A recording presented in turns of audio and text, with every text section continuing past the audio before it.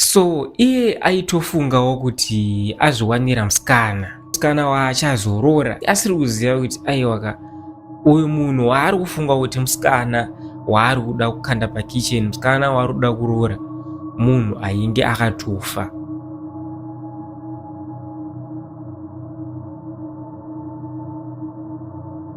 Ladies and gentlemen, welcome paSlick Media TV, pano paMazim Untold Stories, pandokupakurira nyaya dzakasiyana-siyana, nyaya dzekuti mukadzinzwa mega munogona kuvhunduka kuti nyaya idzi chokwadi here, yet dziri nyaya dzemachokwadi. The only difference is dzanga zisati dzambotaurwa. Kana ngeri first time yako ndokumbira kuti sakanganuka kusasiya waita sei, waisa like nekusubscribe so that every time yatinoposta nyaya dzedu unokunge usingajambwe necomputer, you'll be the first one to watch. Nyaya yedu iri kubva nechepaHarare apo paWaterfalls. Pana mukoma wedu, mukoma Tawanda, vanotitsanangurira ivo kuti nanhasi zvinhu zvichiri kuvadya mwoyo, zvinhu zvichiri kuvashungurudza kuti how come, why ivo, sei zvakaitika kwavari. So nyaya yavo yakatanga yakadai so. Mukoma Tawanda vanotaura kuti vaishanda mutaundi muHarare. One day vakuda kuenda kumba, munongoziva vakomana muHarare vemastreet theatre ivai, pane timu raipefoma muroad vachiridzira vachitamba zvimaredhiyo zvezviyandika. Ndobva wangotenga nekutsambukawo ndionewo kuti chii chikuitika. That's when he met sister Diana, vaigara kuWaterfalls. Adziri bhebi ri kutoona pepa ri kutoratidza ri kunakirwa, then takabva tangotanga kungokomenta, ini nemusikana takabva tatangotowirirana. Takutokomenta zvinhu zvaitoratidza kuti zvikutofaya. Vatanga kutotora foni yangu akutanga kutorekodha achitobata achitotora mavideos. Then performance yapera, takuti takuenda, pandakamubvunza unogara upi chichibva, anonditi anogara kuWaterfalls. Ndikati saka uri kudhuze nekwaita se, kandogara chande ndinokusiya chande ndinokuperekedza ndinokusiya panokwirwa makombi ekuWaterfalls, then tozoonana mangwana. Musikana bva anditi ko kumhanyirei, wadiwa kungondiperekedza iwo, instead yekuti ndiende nemakombi ngatingofambei. But mukomana manje semunhu anganakirwa nebhebi haana kuda kuramba idea, akati mukufamba nebhebi ndomukwana more time ndomukunyatsonzwanana, ndikandiperekedze musikana. Asi mukoma Tawanda vanodescribe ivo vachiti pavaifamba handika something weird zvaiitika. Izvi zvinhu zvavakatozorealiza kuti zvinhu zvaiitika after vazosangana nechiitiko chavakazosangana nacho kumberi. Mukoma Tawanda vaperekedza musikana kumba, vasvika vagumira pagate, ndobva vatoratidza kuti panapa ndopamba pandogara. Mukoma Tawanda vanaomboda vangoti aitsokei semunhu kamuziva kuti first day hapana pauchapinda chipo, uchapinda pa10, vakatosiya bhebi. So zvakaramba zvichiitika according to mukoma Tawanda vanotaura kuti ivo, so inini nabhebi maroutines edu anga ekuti ndaipota ndichinomutora kubasa. Asi pavaenda kubasa, vaisasvika pabasa chaipo, vaimira at a distance, votomuona musikana achibuda pabasa pake paaitengesa mushop. Andika votouya, it was a big shop yaitotengesa ariyo. Obva vasangana pavaitorerana vachizotanga kufamba vachienda kumba. So zvinhu zvakaramba zvichiitika andika until rimwe zuva mukoma Tawanda vaenda kunotora bhebi, ndobva variperekedza vasvika pa10. Chakazoitika ndechekuti bhebi rakadonhedza makeys ekurumu kwaro vari panze pegate. Mukoma Tawanda vanodescribe kuti panze pegate painge pane drainage system andika, but drain iri rainge rakaiswa ma-iron bars tutete tokuti mapepa kana zvimabhottles zvese hazvipinde ipapo zvichinovhara drain. Asi one thing for sure ndechekuti ruoko rwemunhu yangodei paka pakadonhera chii ranga risingakwana. Very unfortunate, makeys aDiana akabva adonhera mudrain memwe. So mukoma Tawanda anotaura kuti makeys adonhera mudrain, vari pakati pekuda kuti vaone kuti vangati sei kuti vakwanisa makeys aya.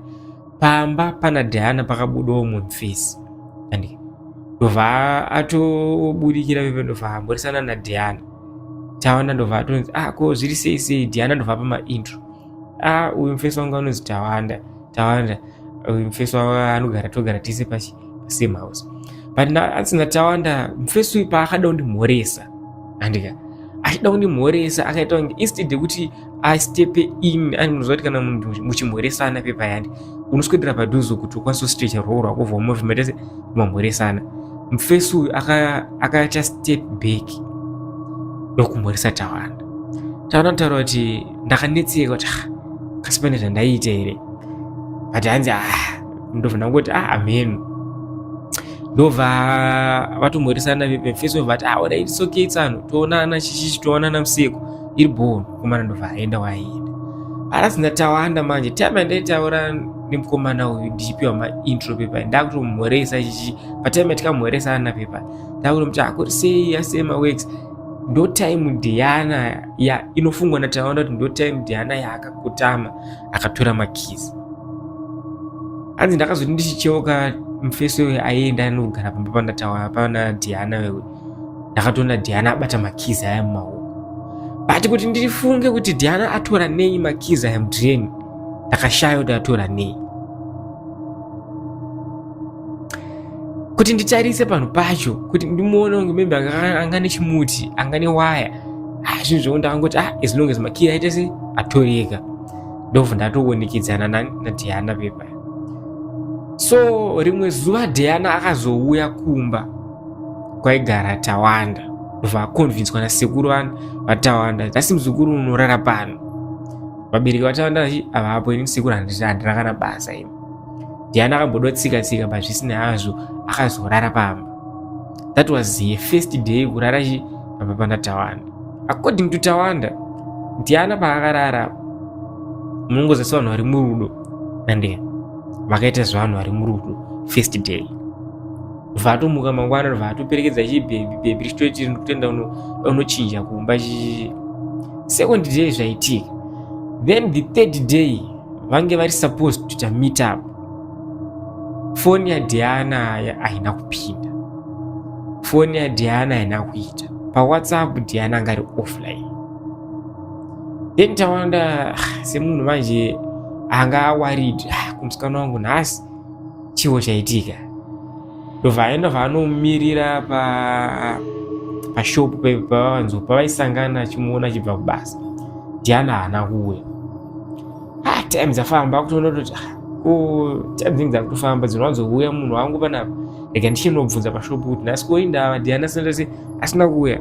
Tawanda ndopaakaenda vasvika kuna gadhi. Ko zviri sei po here ko wamboona here musikana anonzi Diana. Ndobva adescribe so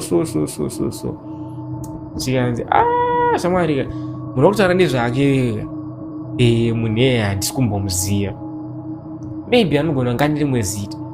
Zvikanzi aiyo alright pamwe anogona kunge anishandisa rimwe zita but rega nditore foni yangu ndikuratidze ichi munhu andikutaura nezvake. Time yaakatora foni andika Tawanda ndotaura kuti ndakambotora Diana mapictures tichifamba but zvezvo kungoti bhebhi rangu ranga riri kumberi andika ndiri kumashure kuti ndizongogara nepicture rebhebhi rangu mufoni. Ndobva atora picture reri asi akamutora nechekumashure. Saka aifunga kuti maybe ndikamuratidza back view iyi kai andika munhu achazivikanwa since munhu anotogara achishandira pano gadhi havana kuziva munhu. Ndobva vashedzawo mumwe mushandi anoshanda ipapo. Mukoma vari kutsvaga musikana wavo neanonzi Diana mumuonera unomuziva here. Vanhu vakutoti munhu amutaira mimi mukoma hatimuzive. Tawanda ndopa kuti taiuda kutsanangura munotaura mimi kuti hamumuzive sei munhu anoshanda panapa every day ndoya ndichimutora pano.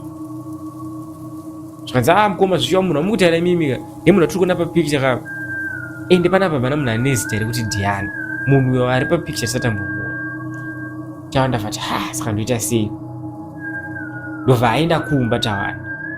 Mangwana Tawanda anoenda kubasa but rega ndinoenda ndinoona Diana maybe ari kurwara or something bad might have happened to her. Atadza kundifonera atadza kundisira text kana message pa WhatsApp rega ndinoona kuti musikana wangu chichi kunetsa. Tawanda ndopa akasimuka ndobva aenda kumba kwaisvikira kwekwe everyday achinosiya Diana. Vaanoka pagedhi ndopakabuda mumwe madha vauya zvikanzi mama makadii ndauya kuzoonawo musikana anonzi Diana. Mama iyo ndobva kuti Diana zvikanzi zvikanzi Diana ndiani.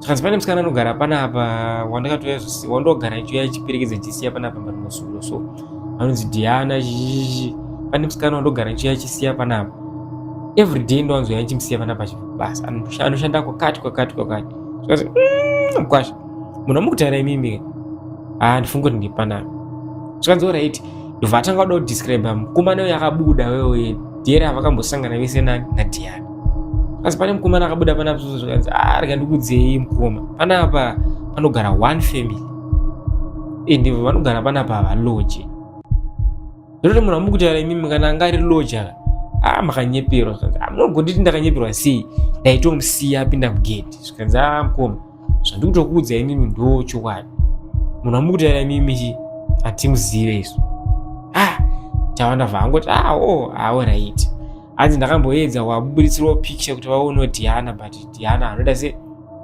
havana kumuziva ndobva aenda kumba tawanda vaanodza sekuru vaye sekuru ndafamba so ndozviitika vanhu vari kuti havasi kumuziva kubasa havasi kumuziva kumba vari kuti Diana havasi kumbomuziva avazive munhu anonzi Diana anambobvira agara ipapo sekuru chingava chii chiri chikuitika but pepe makamuona here mutiya zvikanzi Diana ndakatomuona nasekuru Diana anga kutowirirana nawo zvikanzi kuve unokutaurawo kuti Diana haasi kuzivikanwa vanhu havasi kutombomuziva kuti Diana ndiani sei zvikanzi sekuru ndomufambiro wandaita asi ndopa ndakatanga kufunga mai ndakati inini mumba maDiana ndangobvira ndamupinda Diana ndiye akatouya kumba kwangu auya kuno kumba akarara kuno handina dera ndikamboti tatenga chikafu tachikatesi even dera akauya kuzorara kusleep over Diana patikatobika akatoti hai ndakaguta akaramba chikafu now vanhu vakumuudza kuti munhu wakutaura hatisi kumuziva awaridi manje wiki rapera Diana can't get hakuna munhu ndopakati rega ndimbotsvaga vanhu pafacebook mashamwari ake chichi ndopakaenda pafacebook mutsvaga vatoona Diana wewe munhu wewe akatofambidzana naye aripo kwakuenda kumafriends ndobva aonawo mafriends akaona ndobva amaisira message the moment akataura nyaya yekuti ndikutsvaga musikana unonzi Diana akabva ablock akutoshati kochiko chikuitika ndobva atsvaga futi mumwe munhu airatidza kuti ari close kuna Diana ndobva aona kamwe kamwana kaanotaura kabradha kanenge kabradha kaDiana ndobva amwisira message pafacebook message ye inonzi yakazoreply after 3 days asi chakazoitika manje ndechekuti fana uyu paaitaura naTawanda akataura mashoko ekuti nyaya yamukutaura kai handifanire ndirini ndikuitaura iyi nyaya ndoda vakuru asi ndakavhunda confused saka chindipa nhamba dzevanhu vakuru vekumba kwenyu ndikwazotaura navo fana iyoyo ndobva apa Tawanda nhamba achingobva nomupa nhamba akabva abhuruka Tawanda bva atanga kucommunicata navanhu vekumba kwana Diana bva abhurukwa paWhatsApp nepafacebook zvisina zvo mukoma Tawanda vakazotora danho rekunotsvaga kwekushanda ndobva vaenda SA asi vachangobva kuenda kuSA Diana akazosara akauya kumba asvika kumba kwasekuru vakazofonera Tawanda shamwari musikana wako Diana auya kumba Tawanda ndopa kubvunza sekuru auya ataura kuti anga ari kupi zvikanzi angondiudza ini ndakati pane zvakawanda zvaida kuti ataure but foni yakazofa inoti zvakaitika but pazvinhu zvese zvaatsanangura nothing was making sense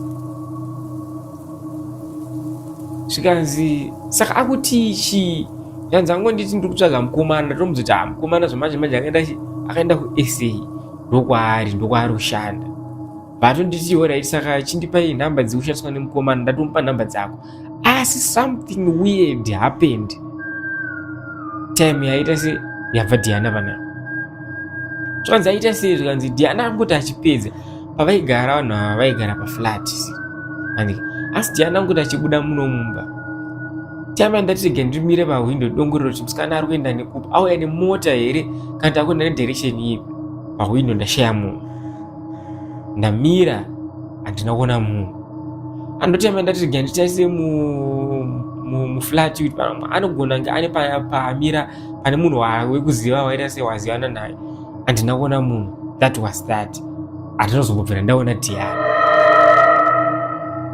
Zvikanzi imi munhu here wandakadana naye akubvunza sekuru kana niumuzaya nanhasi zvatondishungurudza kuti chingava chii.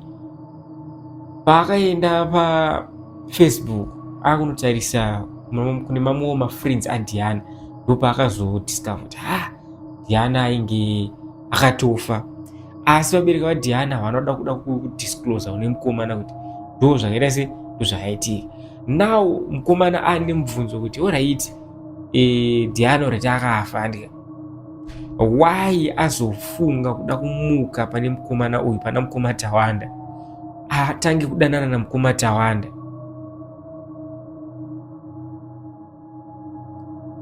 Yo, ladies and gentlemen,